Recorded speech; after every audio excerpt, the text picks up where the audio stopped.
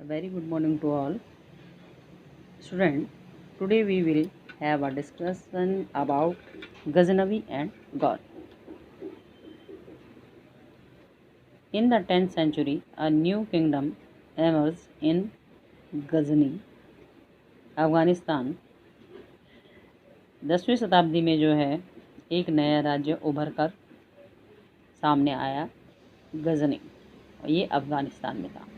It's most outstanding ruler was Mohammad Ghaznavi. इसका सबसे जो शक्तिशाली जो रूलर यानी शासक था वो गजनवी था। He rule from 997 to 1030 CE and extended control over part of Central Asia, Iran and the north west part of India. इसका समय जो कार्यकाल था वो 997 से 1030 तक था और इसने अपने राज्य का जो है काफ़ी विस्तार किया था। एशिया, ईरान एंड उत्तरी और पश्चिमी इंडिया के कुछ इलाकों पे जो है इसने अपने राज्य का विस्तार किया। He made 17 raids into India between 1000 and 1027। इसने लगभग 17 बार भारत पर क्या रेड यानी छापे मारे आक्रमण किया 1000 से 1027 शताब्दी के आसपास।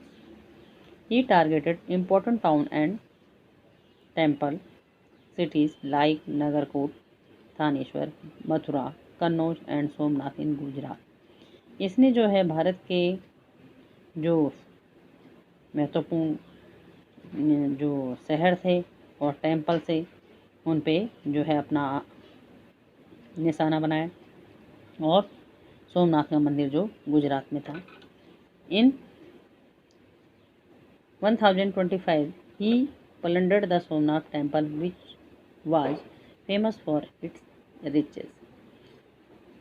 1025 में उसने लूटपाट की किसमें? सोमनाथ के मंदिर में, जो कि बहुत ही भव्य मंदिर था और बहुत उसमें खजाना छुपा हुआ था और उसने काफ़ी लूटपाट की। His innovation export the weakness of Indian rulers.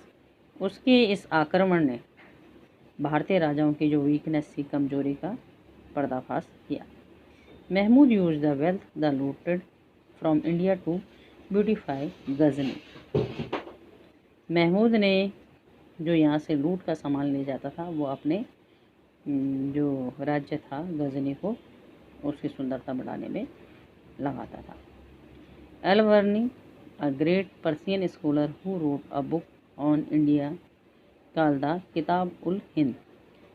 अलबर्नी जो है पर्सियन स्कॉलर है, विदूषक थे। उन्होंने एक बुक लिखी जिस बुक का नाम था किताब उल हिंद और तहकीक हिंद भी उन्होंने लिखी। अकम्पनेड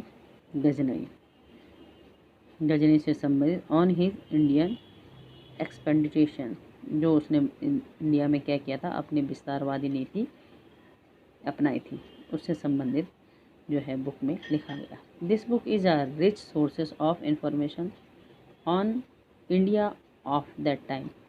इस बुक में काफ़ी सारी जो है महत्वपूर्ण जानकारियाँ हैं उस समय के भारतीय इतिहास की। The next series of the Turkish invasion was started by Shahabuddin Mohammed Ghori in 1175। तो 1175 में महमूद गजनवी ने जो है भारत पर आक्रमण किया। He conquered Multan and Uch in Punjab and wanted to set up full fledge empire in north India. उसने जो है मुल्तान को जीता, उसके बाद पंजाब के उच्च को जीता और वो चाहता था कि इंडिया में वो अपने साम्राज्य का विस्तार करे। The expansion of the Chahamana power toward the Punjab brought Prithviraj Chauhan in conflict with him. और जो पृथ्वीराज चौहान चहनमाना वंश के राजा थे वो भी चाहते थे कि अपना जो है राज्य पंजाब में बढ़ाएं। तो इसके कारण कॉन्फ्लिक्ट यानी संघर्ष हुआ किसके बीच, मोहम्मद गौरी और पृथ्वीराज चौहान के बीच। In the second he defeated Prithviraj Chauhan in the second battle of Tarain 1192। 1192 में मोहम्मद गौरी ने पृथ्वीराज चौहान को बैटल जो युद्ध था तेहरान का उसमें हरा दिया। Ghori's victory led to foundation of the first Turkish dynasty in Delhi in the 13th century. और इस प्रकार मोहम्मद गौरी ने तुर्क वंश की स्थापना की दिल्ली में 1192। It also marked the beginning of what is known as the सल्तनत पीरियड इन इंडिया हिस्ट्री। और ये सल्तनत पीरियड के नाम से भी जाना जाता है भारतीय इतिहास में। Impact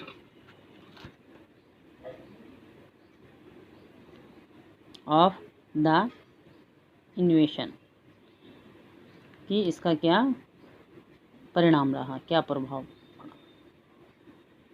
These inventions led to the intermingling of the culture as happened to the past with the coming of the Huns and Kusan। जो ये आक्रमण था इसके कारण जो है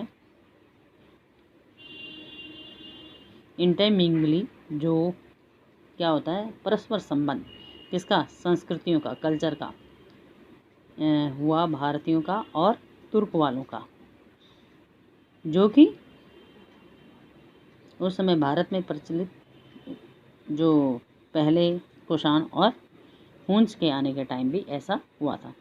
the religious culture prevailing in India at that time consisted of the idol worship and the elaborated ritual यानी अनुष्ठान, विस्तृत अनुष्ठान भी।